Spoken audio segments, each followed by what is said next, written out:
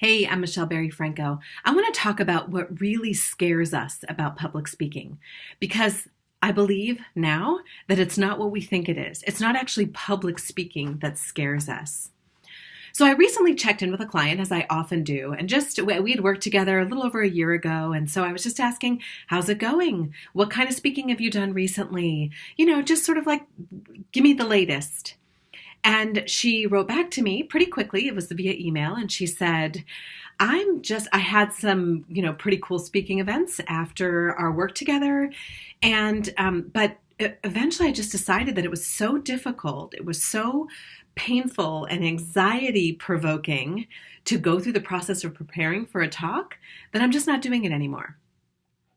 And I was so bummed to hear this because, first of all, this woman is an expert in her arena. She is a really great speaker. We had crafted her an awesome talk full of best practices, the only way I would craft a talk with a client. And I had given her a whole lot of anxiety reduction tools because she had expressed that one of the main things that she was struggling with around public speaking was speaking anxiety. And I thought we had largely handled it, although that's something that with practice, putting yourself out there just does tend to get better and better over time. So I thought that that would also happen. Well, it turns out the opposite had happened. So this really caused me to step back for a minute and think, okay, what can, if all these tools, I've just given her all my best practices, both around crafting a great talk that she could feel proud of and confident in, but also all of my best anxiety reduction strategies. And many of them do often work. She certainly felt better when we were working together. And afterward, when I heard from her immediately after her first talk that was already scheduled when we were working together. And she said, that was awesome. I've never felt so great about my speaking. Super excited to get out there and do this more. And yet, then a year later, this is the feedback I get. So, again, I had to step back and think to myself, what is it? What can I do? Is there anything I can do to help people sustain that feeling of confidence and ease as they go forward with public speaking? Because she's certainly not the first client who said this to me. And this is what I realized, and this is what I want you to take with you. Number one, it is not the actual public speaking that scares us. Now, this might feel like semantics to you, but please stick with me. It is the thoughts we think about public speaking that scare us. Now, don't click close on this video and say, oh, here goes Michelle with her whole thoughts thing again, because I have a new insight into this that I think is even more useful. But first of all, let's just visit. What do I mean by our thoughts about public speaking? These are thoughts like, oh my God, what if, what are they going to think of me? What if I blow it? What if I forget what I'm going to say? It's all the same thoughts that you're probably thinking either clearly articulated in your mind, or they might be wordless, like this is just really scary, I don't want to do it. Sometimes those don't even form words in our mind.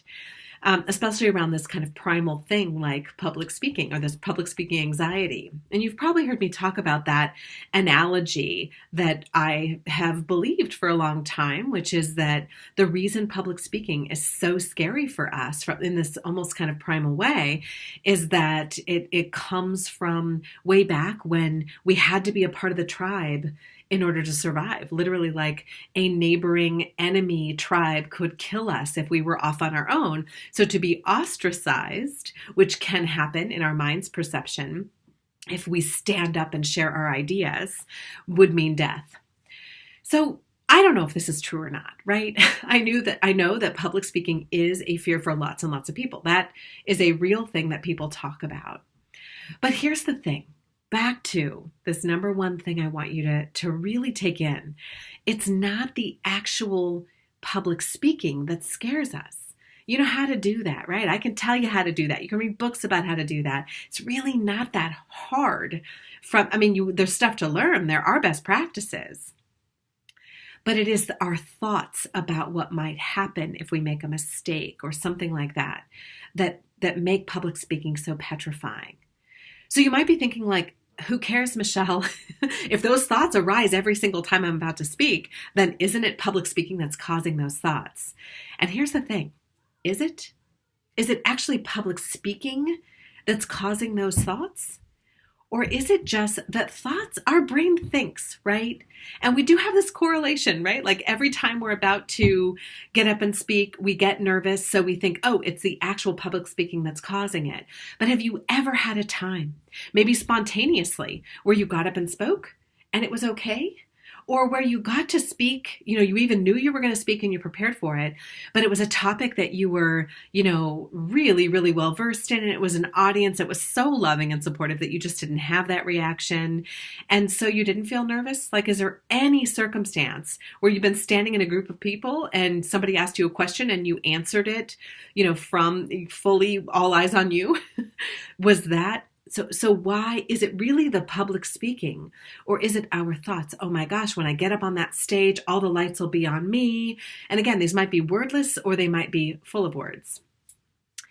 So if it's our thoughts, then we can separate from those thoughts, right? Now, what I would have said to you before is we can think new thoughts. And that's cool. Sometimes we can think new thoughts and it's wonderful and those thoughts feel better and they help us move forward. But what I have found is that doesn't seem to be sustainable. That is not a long-term, all-encompassing, sustainable approach, because we can always then have a new thought and it squeaks in there and we're like, ooh, that one I wasn't prepared for. So we don't know what to do with it. We can't find a new thought to replace it with. But what if we could just recognize, oh, these are just thoughts. Just something my brain does. Like, they aren't me. The me deep down knows I'm supposed to be up here sharing this story and expertise. That's what I'm meant to do. That's what your wisdom knows. The thoughts are just your brain's activity. It's what our brain does. So the first thing is recognize it is the thoughts that are causing the anxiety. Second, know that you do not have to change those thoughts.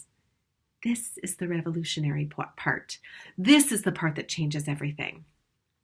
You don't have to go find the correct new thought that will feel better. Sometimes that works. I'm not saying it hasn't worked. That's what I did for a long time. That's what I've taught for a long time.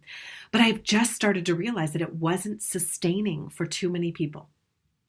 Well, the truth is, we don't actually need a new thought. We just need to recognize that we are thinking.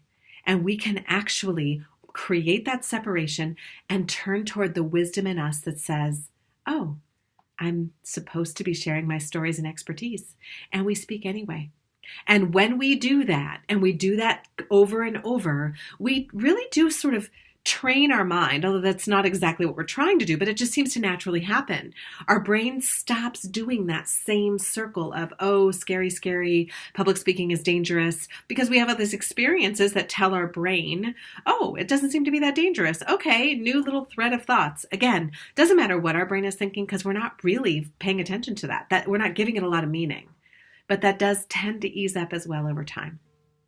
So this is what I offer to you, this new way of thinking about public speaking anxiety and the possibility that it's not the public speaking that you're so afraid of, but the thoughts that you're having about the public speaking, and most importantly, that you can actually turn away from those thoughts. You can look in a new direction, in the direction of the wisdom in you that knows you're supposed to be speaking.